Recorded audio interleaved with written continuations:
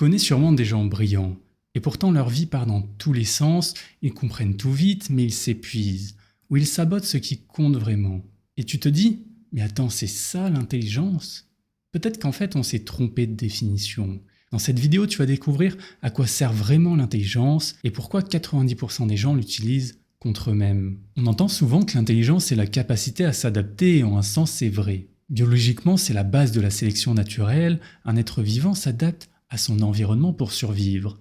Rien à dire, ça marche. Cognitivement, Jean Piaget disait que l'intelligence c'est s'adapter à de nouvelles situations, trouver des solutions, résoudre des problèmes. Là encore, c'est juste. Mais à l'échelle d'un être humain, ça devient un peu plus complexe. Parce que l'intelligence n'est pas juste une capacité, c'est une capacité orientée vers un but. Et le problème, c'est que l'être humain n'a pas un seul but, il en a plusieurs, que j'ai regroupés en 7 besoins fondamentaux qu'il essaye de satisfaire en même temps. Je vais te les montrer et tu vas vite voir venir le problème. La stabilité interne. Tu as besoin de te sentir en sécurité. Pas juste physiquement avec un toit, de la nourriture, un corps qui tient, pas juste mentalement avec une vie un minimum prévisible, avec des repères, et pas juste affectivement avec des liens stables, sans menace ni rejet. Tu as besoin des 3 en même temps, c'est ça la stabilité interne, un socle solide pour ne pas vivre en état d'alerte. Et sans ça, ton corps s'épuise, ton cerveau déraille. Par exemple, tu trouves un boulot stable, pas très épanouissant, mais ça paye le loyer, tu respires un peu. Mais ton patron te rabaisse sans arrêt et tu supportes parce que sans ce taf, tout s'écroule. Tu gagnes en sécurité physique, mais tu perds ta sécurité mentale. Et à long terme, tu perds les deux. La clarté mentale. Tu as besoin de comprendre ce que tu vis, de faire des liens, de savoir pourquoi tu fais les choses et où ça te mène. C'est ta boussole intérieure. Sans ça, tu avances dans le brouillard jusqu'à ne plus savoir qui tu es, ni ce que tu fais là. Par exemple, tu décroches un job bien payé dans une boîte qui marche. Mais les consignes changent chaque semaine, les projets n'ont ni queue ni tête, tu obéis mais tu ne comprends plus rien. Tu gagnes en sécurité financière, mais tu perds en réalité ta clarté mentale. Et sans clarté, tu perds aussi le sens de ta trajectoire. La cohérence identitaire.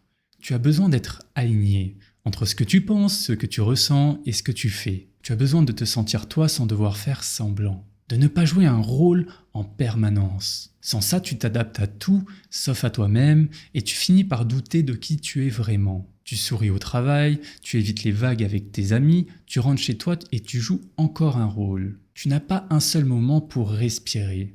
Et voilà le vrai conflit. Tu préserves tes liens sociaux, mais au prix de ta cohérence identitaire. Tu gagnes la paix extérieure, mais tu perds la paix intérieure. Le lien authentique. Tu as besoin de relations vraies, pas de gens qui t'écoutent pour te répondre, de gens qui t'écoutent pour te comprendre. Sans ça, tu es entouré mais seul, et plus tu souris, plus tu te perds. Par exemple, tu as des amis, vous sortez, vous rigolez, mais tu ne peux pas parler de ce qui te touche vraiment. Tu racontes ce qu'ils attendent, tu joues un rôle. Et voilà le vrai conflit. Tu entretiens le lien, mais au prix de ton authenticité. Tu es connecté aux autres, mais débranché de toi-même. Le pouvoir d'action. Tu as besoin de sentir que tu peux agir, pas forcément de changer le monde, mais au moins avoir un impact, même minime, et de voir que ce que tu fais sert à quelque chose. Sans ça, tu t'éteins de l'intérieur, tu deviens spectateur de ta propre vie. Par exemple, tu suis les règles, tu fais ce qu'on attend de toi, mais rien ne bouge vraiment, rien ne dépend de toi, et peu à peu, tu décroches. Et voilà le conflit. Tu respectes la structure, tu évites les vagues, mais tu sacrifies ton pouvoir d'action. Tu gagnes l'acceptation, mais tu perds ta flamme. La direction, le projet, le sens. Tu as besoin que tes efforts mènent quelque part, de sentir une trajectoire, une cohérence dans le temps. Même floue, même imparfaite, mais porteuse. Sans ça, tu avances, mais sans avancer. Et tu remplis le vide par des distractions. Par exemple, tu bosses dur, tu fais tout bien, mais tu ne sais pas pourquoi tu te lèves le matin. Et au fond, tu n'attends plus rien. Et voilà le vrai conflit. Tu honores tes engagements, tu fais ton devoir, mais tu sacrifies ton besoin de sens. Tu gagnes en crédibilité et tu perds en vitalité. La capacité de transformation. Tu as besoin de sentir que tu peux évoluer, que tu peux apprendre, comprendre, changer, que tes erreurs ne sont pas des verdicts, mais des points de départ. Sans ça, tu restes figé dans ce que tu as été et tu commences à croire que rien ne changera jamais. Par exemple, tu bosses dur, mais ton poste est figé. Pas de formation, pas d'écoute, pas de perspective. Tu veux progresser mais tout est verrouillé, tu pourrais faire mieux mais ce n'est même pas envisagé. Et voilà le vrai conflit. Tu assures la stabilité de ton job mais au prix de ton évolution personnelle. Tu gagnes un salaire et tu perds le sentiment que tu peux devenir autre chose. Et là tu vois le vrai paradoxe. Le dilemme humain, tous les besoins sont légitimes mais pas toujours compatibles. Tu peux avancer dans ta vie, mais très vite tu vas tomber sur un mur silencieux. Les besoins que tu ressens ne vont pas toujours dans le même sens. Tu cherches la stabilité, tu risques de freiner ta propre transformation. Tu veux rester fidèle à toi-même, tu peux fragiliser certains liens.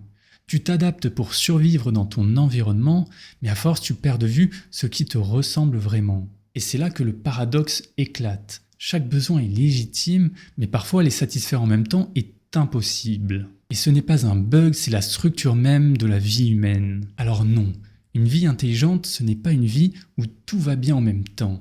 Ce n'est pas une vie parfaitement équilibrée, sans conflit, sans tension. Ça, c'est un idéal doux, mais c'est un rêve, et parfois même un piège. Parce que tant que tu cherches à tout concilier, tu restes bloqué. L'intelligence commence quand tu acceptes cette réalité, tu devras choisir, tu devras renoncer, tu devras sacrifier. Mais attention, un sacrifice, ce n'est pas forcément une perte. C'est peut-être la preuve que tu sais ce que tu protèges. Et c'est là que tout change, quand tu ne te demandes plus « qu'est-ce que je gagne ?» mais « qu'est-ce que je choisis de préserver et pourquoi ?» L'intelligence, ce n'est pas de réussir, c'est de choisir lucidement. Tu peux prendre une décision et échouer. Tu peux faire ce qu'il faut et ne pas avoir de résultat. Mais ça ne veut pas dire que ton choix était stupide, parce qu'un choix intelligent, ce n'est pas un choix qui garantit le succès. C'est un choix qui repose sur une lucidité stratégique. Tu sais ce que tu vises, tu sais ce que ça va te coûter, tu sais ce que tu veux protéger, et tu acceptes ce que tu vas retarder ou perdre. Pas par résignation, mais par clarté. Ce n'est pas un calcul froid, c'est un arbitrage, un renoncement assumé, une forme de sagesse pratique. Oui, tu peux renoncer à du confort, à un lien précieux, à une reconnaissance attendue. Mais si tu sais pourquoi tu le fais, si tu le fais pour rester aligné avec ta direction, ta cohérence, ton sens, alors c'est un choix intelligent. Même s'il fait mal, même s'il échoue, parce qu'il est connecté au réel et assumé dans ses conséquences. L'intelligence, ce n'est pas d'éviter la douleur, c'est de la traverser avec lucidité, en sachant ce que tu protèges et qui tu deviens en le faisant. Ce qui compte, ce n'est pas le résultat, c'est l'alignement sur un but juste. Depuis toujours, on nous a appris à juger nos choix au résultat. Est-ce que ça marche? Est-ce que c'est rentable? Est-ce que ça plaît? Mais pourtant, tu peux obtenir ce que tu veux et te perdre. Et tu peux échouer et pourtant te rapprocher de ce qui compte vraiment. Parce qu'un choix ne vaut pas seulement ce qu'il produit, il vaut par ce qu'il te fait devenir. Un acte intelligent, ce n'est pas celui qui gagne à tous les coups, c'est celui qui t'aligne, même quand ça ne se voit pas, même quand personne ne comprend. Alors la vraie question n'est plus « est-ce que ça marche ?» mais « est-ce que ça m'élève ? Est-ce que je vais vers quelque chose de juste, de clair, de digne pour moi ?» Tu ne peux pas tout contrôler, mais tu peux décider de ne pas trahir ce que tu sais être juste. Et ça, c'est le signe le plus profond de l'intelligence.